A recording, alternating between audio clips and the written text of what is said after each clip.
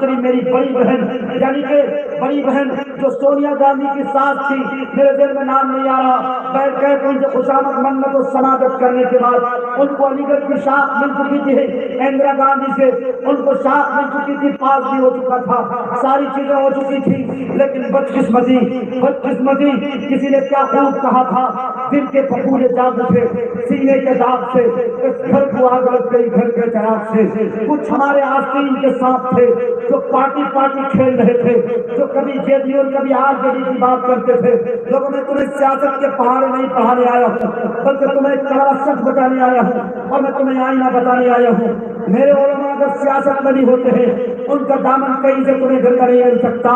مولانا اسرار اللہ قاسمی رحمۃ اللہ علیہ نے وبا کے دور یہ بات کہی کہ سیاست ایک ایسا پلیٹ فارم ہے جہاں آنے کے بعد اپنے ایمان کو بچا پانا، جہاں آنے کے بعد اپنے دامن کو گندگی سے بچا پانا بہت مشکل کام ہے۔ بیٹا معروف دعا کرو اللہ میرے دامن کو سلامت رکھے، دعا کرو اللہ میرے ایمان کو سلامت رکھے۔ اللہ کیا کہنا، حضرت نے بڑی رشک بھری موت پائی، اللہ کے کلمے کو بلند کرتے ہوئے اللہ کے بندے کی موت ہوئی ہے۔ بتاؤ کتنی خوش نصیبی والی موت ہوئی ہے، جس کی نماز پڑھ کے حضرت کی موت ہوئی ہے۔ لوگوں دعا کرو اللہ حضرت کی قبر کو نور سے منور کرے۔ میں بتا یہ رہا تھا علی گڑھ کی تحریک رکھ رہے تھے، لیکن ان کا وہ خواب شرمندہ تعبیر نہ ہو سکا، لیکن بچیوں کی تعلیم کے لیے اتنی فکر اور اتنی قرآن ان کے دل میں تھی، انہوں نے مل لیا گھر سے اسکول کے نام سے اسی کشن گنج کے حلقے میں اپنے گاؤں میں، جن ان کا گاؤں تارا باری کے نام سے ہے، جو ٹھاکر گنج حلقے میں پڑتا ہے، جہاں مولانا اسرار اللہ ازہری جو ان کے صاحبزادے اس وقت آر جے ڈی سے ودھائک ہیں وہ اس کو دیکھ ریکھ کر رہے ہیں۔ مولانا نے ایک بلیا گرلز اسکول کے نام سے ایک بنیاد رکھی، ایک اسکول بنایا جس اسکول کے لیے انہوں نے اپنی بیٹیا کو پرنسپل بنایا۔ ان کی بیٹیا الحمدللہ جہاں عالمہ فاضلہ مفتیاں ہیں وہیں پر دینی اور دنیاوی تعلیم سے بھی لیس ہے۔ کون کہتا کہ مولوی اپنے بچوں کو نہیں پڑھا تھا؟ ارے تم مولویوں سے جا کر پوچھ کے تو دیکھو صحیح۔ ابھی جانشین اسلام حضرت مولانا ارشد مدنی کے خانوادے سے ایک بڑا ہونہار نام میرے ذہن میں نہیں آ رہا، لیکن لکھنؤ ہائی کورٹ کے وکیلوں میں مولانا کعب رشیدی کے نام سے لکھنؤ ہائی کورٹ کے بینچ میں الحمدللہ ان کی ہوئی۔ لوگوں یاد رکھو یہی مولوی ہیں، ہر موڑ پہ ہر میدان میں تمہیں اپنی نمائندگی کا خیال کرتے ہیں، اپنی نمائندگی سے اپنی قوم کو بیدار کرتے ہیں۔ لوگوں یاد رکھو آج بھی تم اپنے مدرسے سے رشتے کو جوڑو۔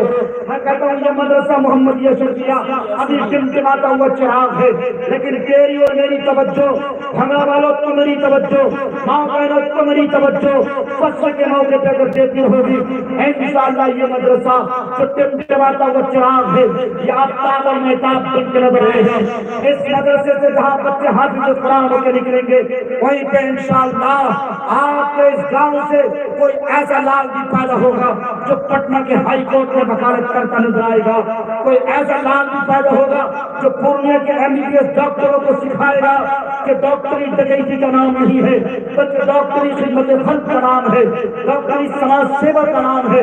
یہ کر کے تمہیں دکھائے گا، کیوں؟ اس لیے کہ جس کے دل میں اللہ کا ڈر ہوتا ہے، جس کے دل میں اللہ کا خوف ہوتا ہے، جس کے دل میں نبی کی محبت ہوتی ہے، وہ لوگوں کو دنیا کی تعلیم کے ساتھ ساتھ دینی تعلیم کے لیے مرغوب کرتا ہے، لوگوں کی توجہ کو مرکوز کراتا ہے۔